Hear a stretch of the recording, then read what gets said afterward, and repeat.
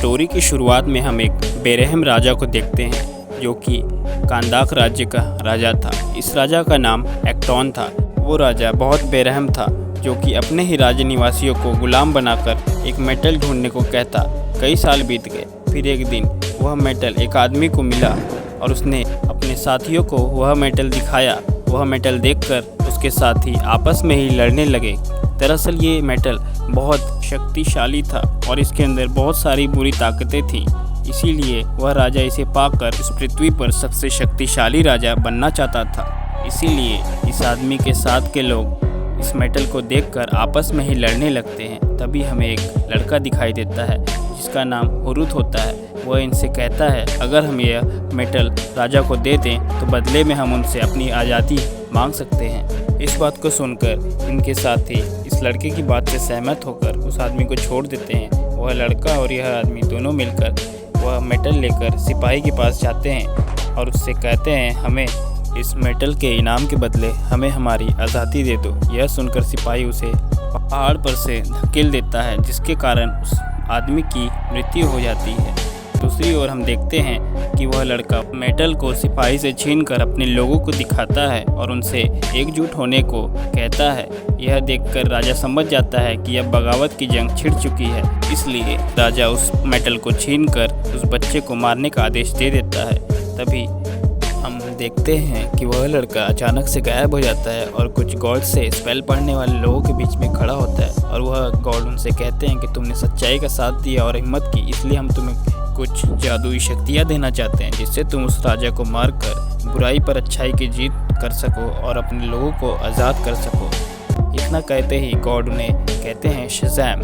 जब भी तुम शज़ैम कहोगे तुम्हारी पावर आ जाएगी और तुम्हारी पावर चली जाएगी। इतना कहते ही गॉड उसे सुपर पावर दे देते हैं और वह राजा को मारने के लिए उसके महल जा रहा होता है। दूसरी तरफ हम देखते हैं उस राजा को भी मेटल से बना हुआ ताज मिल गया होता है जिसके अंदर बुरी ताकतें होती हैं। जैसे ही वह उसे पहनने जाता है तभी एडम अपनी सुपर पावर से उस राजा को मारने के साथ साथ पूरे राज्य को भी ख़त्म कर देता है और साथ ही उसके लोग भी मारे जाते हैं। यह देखकर गॉड्स उसे गुफा के अंदर कैद कर देते हैं। दूसरी ओर कहानी शिफ्ट होती है 5000 साल बाद। अब ये राज्य मॉडर्न बन चुका है पर इस समय भी कुछ बुरे लोग के गुलाम हैं जो एट्रियम की खोज कर रहे हैं और उस ताज की भी। दूसरी ओर हम देखते हैं एट्रियाना टॉम्स जो कि अपने 3 साथियों के साथ करीम, इस्माइल और समीर के साथ ताज की खोज करने आए होते हैं। अगले दिन वह उस पहाड़ पर उस ताज की खोज करने जाते हैं जिसमें से उनका एक दोस्त समीर मारा जाता है। लेकिन इस्माइल और एट्रियाना टॉम्स दोनों ही उस गुफा में पहुंच जाते हैं जहां पर उन्हें ताज मिल जाता है। एट्रियाना टॉम्स उसे जाकर ले लेती है। जैसे ही उस ताज को वह लेती है तभी इस्माइल अपने लोगों को बुला लेता है। दरअसल इस्माइल उन बुरे लोगों के साथ मिला हुआ है और यह ताज लेकर खानदाक पे राज करना चाहता है और यह बात एट्रियाना टॉम्स को पता नहीं है। तभी एट्रियाना टॉम्स को चारों तरफ से उसके लोग घेर लेते हैं और उसके भाई को बंदी बना लेते हैं और उसको कहते हैं अगर तुमने ताज नहीं दिया तो हम तुम्हारे भाई को मार डालेंगे। इतना सुनते ही एट्रियाना वह ताज दे देती है और उनके लोग उससे कहते हैं तुम्हारी कोई आखिरी ख्वाहिश।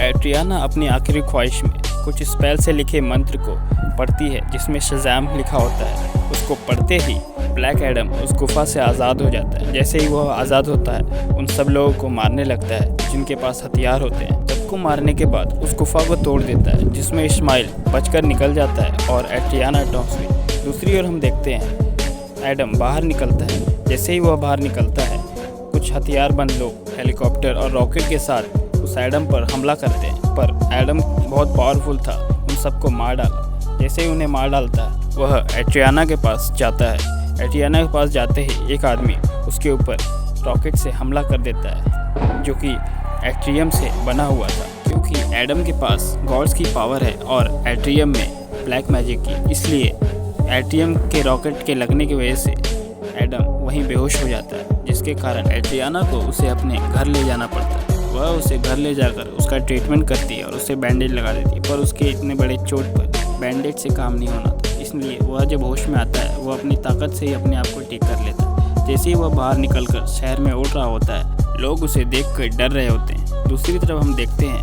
अमांडा जो कि JSA की लीडर है हॉकमैन से कहती है हमें उसे रोकना पड़ेगा क्योंकि वो जाग चुका है और शहर में तबाही मचा रहा है और हमें एक मजबूत टीम चाहिए होगी उसे रोकने के लिए। इतना सुनते ही हॉकमैन कहता है मैंने एक टीम बनाई है जिसमें साइक्लॉप्स जो हवा को कंट्रोल कर सकती है, एटम स्नैचर जो अपने साइज को बड़ा छोटा कर सकता है और डॉक्टर फेथ जो कि मैजिकल पावर के साथ पास्ट और फ्यूचर देख सकते हैं। दूसरी ओर हॉकमैन के टीम के साथी भी आ चुके होते हैं जिनके साथ वो अपने शिप पर बैठकर एडम को फिर से कैद करने के लिए निकल चुका होता है शहर की तरफ। जैसे ही वह शहर पहुंचता है कुछ दो लोगों को पकड़कर उनके साथ फाइट कर रहा होता है। तभी हॉकमैन आता है और उन दोनों को बचा लेता है गिरने से क्योंकि एडम ने उन्हें ऊपर से ही छोड़ दिया था। दूसरी तरफ डॉक्टर फेथ भी अपने मैजिकल पावर से एडम को रोकने की कोशिश करते। साथ में हॉकमैन, एटम स्नैचर और साइक्लॉप्स ये चारों मिलकर भी एडम को रोक नहीं पाते और एडम इन सबको अकेले ही हरा देता है। दूसरी ओर हम देखते हैं डॉक्टर फेथ जब एटियाना टॉम्स के बेटे अमॉन को बचाते हैं तो उनका हाथ उसके बैग पे पड़ जाता है जिससे उनको पता लग जाता है सबैक का ताज इसी में है और यह ताज अगर कोई पहन ले तो सबैक फिर से आज़ाद हो जाएगा और फिर से दुनिया पर बुराई का राज होगा। इतना कहते ही एटियाना टॉम्स ने कहती है यह ताज मेरा बेटा लेकर घर गया है। दूसरी ओर हम देखते हैं एटियाना टॉम्स के बेटे अमॉन को इस्माइल ने किडनैप कर लिया है। तभी अमॉन के हाथ एक फ़ोन लग जाता है जिससे वह छुपकर अपनी माँ को कॉल कर देता है और बता देता है कि इस्माइल जिंदा है और उसने मुझे किडनैप कर लिया। इतना सुनते ही उसकी माँ एडम से मदद मांगने के लिए चली जाती है और उससे कहती है प्लीज़ मेरे बेटे को बचा लो। तभी एडम अमॉन को बचाने के लिए इस्माइल के पास जाता है तब और इस्माइल के लोगों को बहुत बुरी तरीके से पीटता है और उनसे पूछता है कि इस्माइल अमॉन को लेकर कहाँ गया। फिर उसकी माँ एटियाना टॉम्स डॉक्टर फेथ और हॉकमैन से भी मदद मांगती है जिसके बाद हॉकमैन को इस्माइल के दो लोगों से पता लगता है अमॉन को रेगिस्तानी इलाके में ले जाकर छुपा रखा है। तभी उसकी माँ एटियाना टॉम्स कहती है हॉकमैन और एडम तुम दोनों को ही मेरी मदद करनी पड़ेगी। फिर एडम हॉकमैन के साथ मिलकर अमॉन को ढूंढने के लिए अपने शिप पर निकल जाते हैं। तभी उन्हें इस्माइल के रेगिस्तानी ठिकाने के बारे में पता चल जाता है। तभी एडम ना कोई टीम वर्क ना किसी के साथ वो अकेले ही इस्माइल के ठिकाने पर हमला कर देता है। वह अकेले ही इस्माइल के लोगों को मार डालता है और धुआंधार फाइट करने के बाद ऐसे ही अंदर जाता है। तभी इस्माइल ने एक एनर्जी शील्ड बनाई थी जो कि एक्ट्रियम से बनी होती है और इससे एडम को बहुत नुकसान पहुंचता है और वो गिर जाता है जिससे इस्माइल कहता है मुझे तुम्हारी कमज़ोरी पता है, एट्रियम से तुम कमज़ोर हो जाते। इतना कहते ही हॉकमैन की भी टीम वहाँ पर पहुँच जाती है। तभी इस्माइल कहता है मुझे ताज दे दो और मैं अमॉन को छोड़ दूंगा। तभी हॉकमैन कहता है मैं तुम्हें ताज नहीं दूंगा। दूसरी तरफ उसकी मॉम कहती है नहीं मैं तुम्हें ताज दे रही हूँ, मेरे बेटे को छोड़ दो। तभी उसकी मॉम वो ताज इस्माइल को दे देती है। फिर भी इस्माइल अमॉन पर गोली चला देता है जिसके कारण वो बुलेट अमॉन को लगने वाली होती है। उससे पहले ही एडम बिजली की रफ्तार से उस बुलेट को अपने हाथों से ही रोक देता है और वहीं इस्माइल के लोगों की और इस्माइल की मौत हो जाती है और उसके ठिकाने की भी। दूसरी ओर हम देखते हैं एडम कहता है अब मुझे दोबारा से कैद कर दो। हॉकमैन वहाँ पहुँच जाता है और उससे हुरुत के बारे में पूछता है। जब हुरुत मरा तब एडम रोया था। तभी एडम बताता है हुरुत मेरा बेटा था जो लोगों के बारे में सोचता था, जो अच्छा था।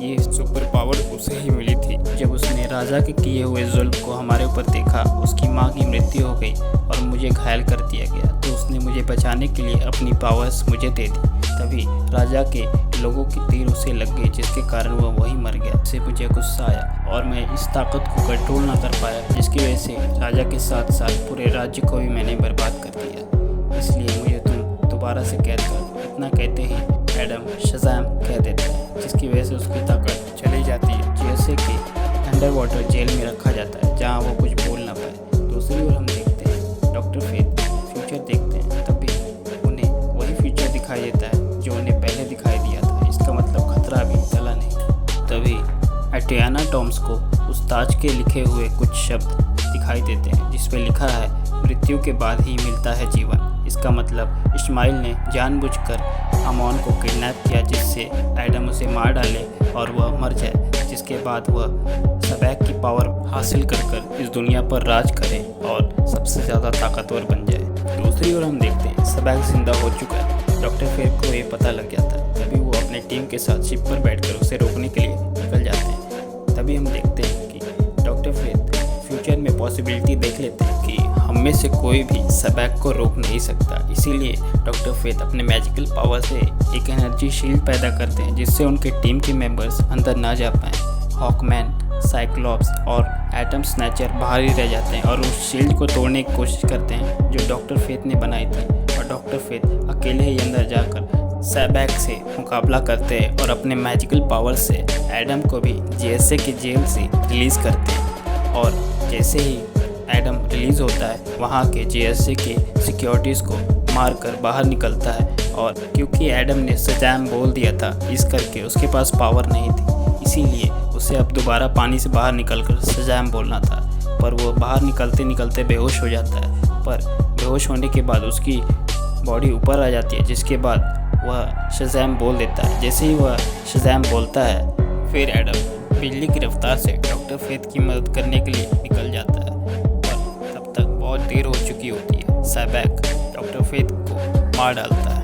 तभी वहाँ हॉकमैन भी पहुँच जाता है क्योंकि एनर्जी शील्ड टूट जाती है और हॉकमैन भी अंदर आ जाता है उनकी मदद करने के लिए। पर तब तक बहुत देर हो चुकी होती है। सैबैक ने डॉक्टर फेथ को मार डाला होता है। तभी इसी गुस्से में आकर हॉकमैन और उसकी टीम सैबैक से भिड़ जाते हैं, पर वो ज़्यादा देर तक टिक नहीं पाते। तभी एडम भी वहाँ पहुँच जाता है। जैसे ही वहाँ एडम पहुँचता है अपनी बिजली की ताकत और रफ्तार से उससे लड़ता है। साथ में हॉकमैन भी अपनी टीम के साथ मिलकर सैबैक से मुकाबला करते हैं और वो कमज़ोर पड़ जाता है। तभी वो अपने शैतानी ताकतों से फ़ौज को तैयार करता है जिससे वो खाद्दाख पे राज कर सके। तभी एडम और हॉकमैन दोनों मिलकर सैबैक से मुकाबला करते हैं, आखिर में उसे मार डालते हैं। दूसरी तरफ हम देखते हैं एटियाना टॉम्स और उसके बेटे जो कि सैबैक की फौज थी, लोगों के साथ मिलकर वो भी उसे मार डालते हैं। इसी के साथ ये कहानी ख़त्म हो जाती है। इसके पोस्ट क्रेडिट सीन में हमें अमांडा जो कि जीएसए की लीडर है वह दिखती है और वो ब्लैक एडम से कहती है तुमने खानदान की रक्षा की है तो तुम इसी शहर में रहो, इससे बाहर निकलने की कोशिश मत करना। उसने कहा मेरी मर्जी, मैं जहाँ मर्जी जाऊँ। तो इतना ही कहते अमांडा कहती है तुम्हें यहाँ के लोग तो नहीं रोक सकते, पर मैं ऐसे भी लोगों को जानती हूँ जो दूसरे ग्रह से आए हैं। तभी हमें पोस्ट क्रेडिट सीन में सुपरमैन की एक झलक दिखाई देती है जिसमें सुपरमैन कहता है ब्लैक एडम से हमें बैठकर बात करनी चाहिए। इतना कहते ही ये मूवी ख़त्म हो जाती है। चैनल पर नया है तो प्लीज़ चैनल को सब्सक्राइब कीजिए। वीडियो अच्छी लगे तो प्लीज़ लाइक